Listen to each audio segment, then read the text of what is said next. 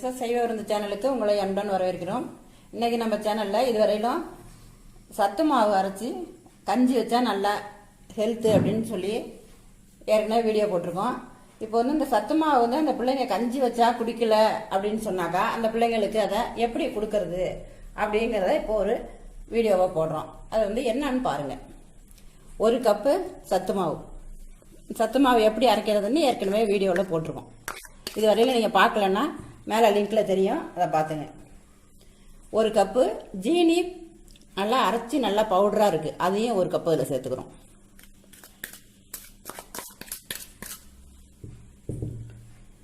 ஏலக்காய் பொடி ஒரு ஸ்பூன் சேர்த்துக்கிறோம். நல்லா சேர்த்துக்கிட்டு நல்லா கிளறி விட்டுக்கணும். ஜீனியும் இந்த சத்து மாவும் நல்லா மிக்ஸ் ஆகிருக்கணும்.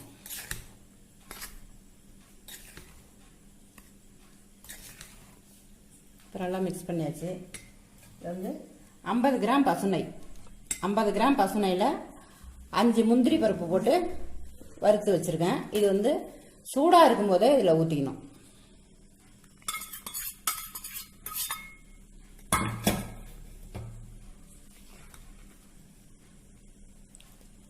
கையால் கலரிடாதீங்க, கரண்டியால் கலரிட்டு சூடு கொஞ்சம் ஆறுனதுக்கு அப்புறம் தான் கையால் கலரணும்.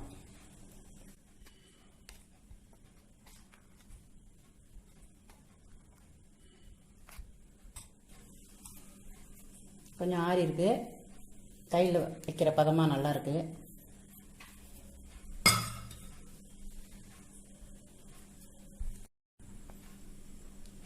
இந்த பதத்தில் பிசைஞ்சிக்கணும். இது கொஞ்சம் நெய் கொஞ்சம் குழந்தைங்களுக்கு கொடுக்கறதுனால கொஞ்சம் கூட தான் ஊற்றி பிசைஞ்சாதான் அவங்க நல்லா டேஸ்ட்டாக இருக்குன்னு சாப்பிடுவாங்க. எப்படி இருந்தாலும் நம்மளுக்கு அந்த குழந்தை சாப்பிடணும், அதுக்கு நம்ம என்ன செய்யலாமோ அந்த அளவு நம்ம பணிவிடை செஞ்சு அதுக்கு கொடுக்கலாம். அதனால் கொஞ்சம் நெய் கொஞ்சம் கூட தான் விட்டுருக்கேன். அது மாதிரியே வச்சு இந்த அளவில் பிசைஞ்சிங்க. இந்த அளவுக்கு மாவை நல்லா கலரிக்கணும். இந்த நெய் பாருங்கள் மேலே நல்லா ஈரப்பதமாக தெரியுது, அந்த அளவுக்கு கலரிக்கணும். கலரிக்கிட்டு நல்லா சின்ன சின்ன உருண்டையாக இந்த 3 விரலுக்குள்ளே அடங்குறாப்புல உருண்டை பிடிச்சிங்கன்னா சின்னதாக இருக்கும், பார்க்கறதுக்கும் அழகாக இருக்கும். பிள்ளைங்க எடுத்து சாப்பிட்டாங்கன்னு சொன்னால் அவங்களுக்கு நல்லா ஹெல்த்து.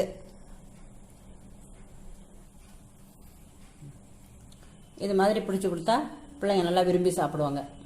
இதே மாதிரி இந்த மாவு எல்லாத்தையும் பிடிச்சி வச்சுக்கிறோம்.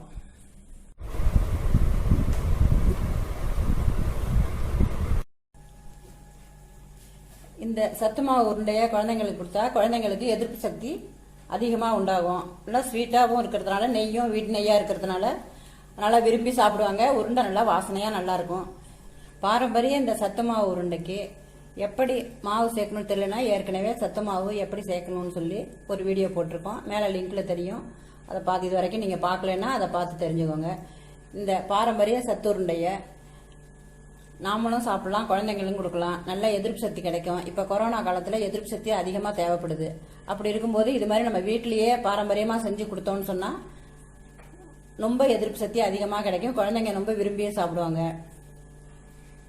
இதே மாதிரி பாரம்பரியமாக கேழ்வரகு நெய் உருண்டையும் ஏற்கனவே வீடியோ போட்டிருக்கோம். இது வரைக்கும் நீங்கள் அதையும் பார்க்கலன்னா மேலே லிங்க்ல தெரியும், அதையும் பார்த்துங்க. இந்த பாரம்பரிய சத்து மாவு ரெசிபி உங்களுக்கு பிடிச்சிருந்துன்னு சொன்னால் லைக் பண்ணுங்க, ஃப்ரெண்ட்ஸுங்களுக்கு ஷேர் பண்ணுங்க. இதுவரையிலும் நம்ம சேனலை சப்ஸ்கிரைப் பண்ணலன்னா உடனே சப்ஸ்கிரைப் பண்ணிடுங்க. பக்கத்தில் பெல் இருக்கு, அதையும் ப்ரெஸ் பண்ணுங்க. ஆளுங்கிறத செலக்ட் பண்ணுங்க, அப்போதான் நம்ம சேனலில் போடுற வீடியோவை நீங்கள் மிஸ் பண்ணாமல் பார்க்கலாம். நன்றி, வணக்கம்.